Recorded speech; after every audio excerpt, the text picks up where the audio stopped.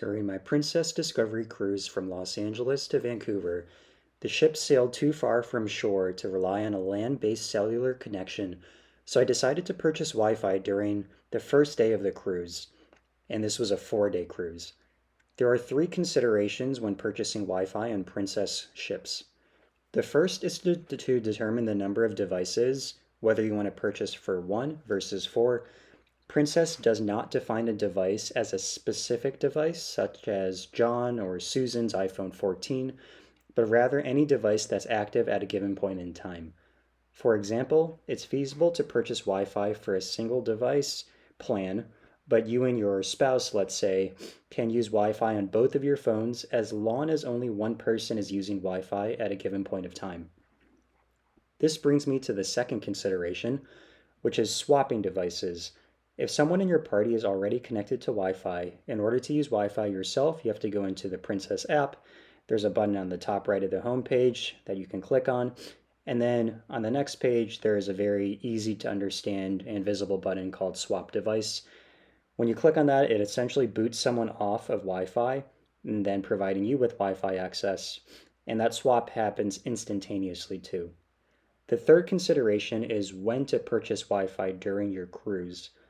In my case, I purchased Wi-Fi on the single device plan for the first day, meaning that I had access for the whole 4-night voyage.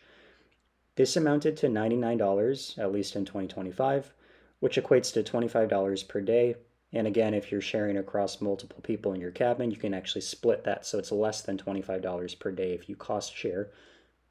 On the first day, if I had wanted to upgrade my single device plan to a 4-device plan, then the additional cost on top of the $99 that I already paid would have been an additional $80.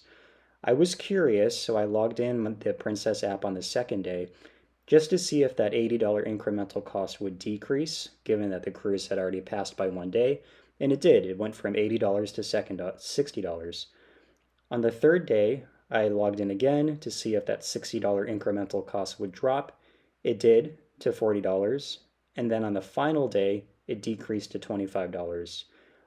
So not all cruise lines drop the price incrementally as the cruise progresses, but on Princess, it could be in your benefit to hold off on purchasing Wi-Fi until, let's say, the second day of the cruise, since most cruises don't leave land and therefore cell service connection until mid to later afternoon on the first day. The last observation that I'll make is on internet speed. On the Discovery Princess, there were no options to choose between low and high speed packages, as is the case with other cruises or even other airlines. Fortunately, the one speed that they did offer was adequate for streaming YouTube videos. Buffering may be a little slower than what you're accustomed to with a 5G land-based connection. I didn't test streaming of live sports, but the speed offered is definitely more than sufficient if you're loading websites, checking emails, and occasionally watching a YouTube video. If you enjoyed this video, then please like this video and subscribe to my channel, Lost in a Good Place.